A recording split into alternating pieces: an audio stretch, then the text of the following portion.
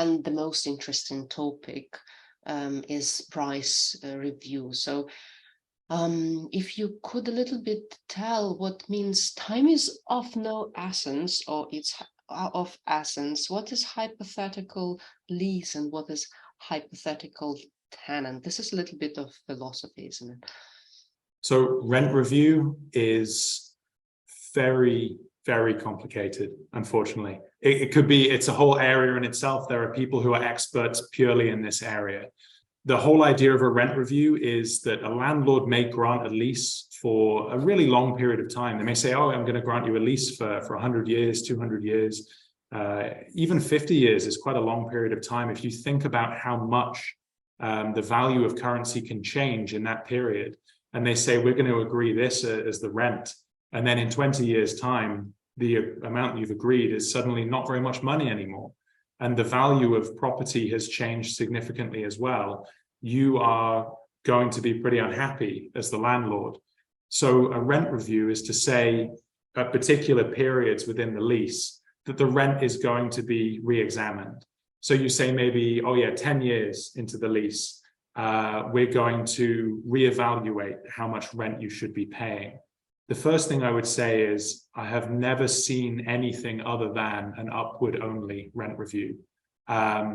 It's never in the tenant's favor in that they say, oh, property values have actually gone down, so why don't you pay less rent? I've never heard of that. They're all upwards only and they favor the landlord. They take a hypothetical lease, so not necessarily the lease that actually is in place. They take a lease with almost all of the same terms, but with certain assumptions that are recorded in the lease. You usually have a schedule that deals with rent review, and it will say things like there are assumptions that there are no breaches of the lease, that the property is in a particular condition. So there's certain assumptions and certain things that are disregarded that are specified in a schedule.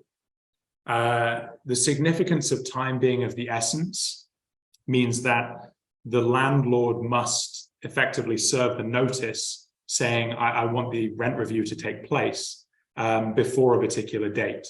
It's of the essence. There's a need to serve this before a trigger date. When it's not of the essence, we don't have so much of an issue, and they could let a rent review date pass and serve notice and say, you know, we're going back and reviewing this. So it's very much in the tenant's favor for time to be of the essence. So it may be stated like that in the actual lease if it's of essence, right? It would be. I think because of how significant it is, certainly now it would be unusual for somebody not to mention the position, even though there's this general presumption that time is not of the essence. It's a rebuttable presumption, and you don't really want to be in a position when you're arguing about it. So it would be more common to specify, you know, for the purposes of this clause, time is of the essence or time is not of the essence.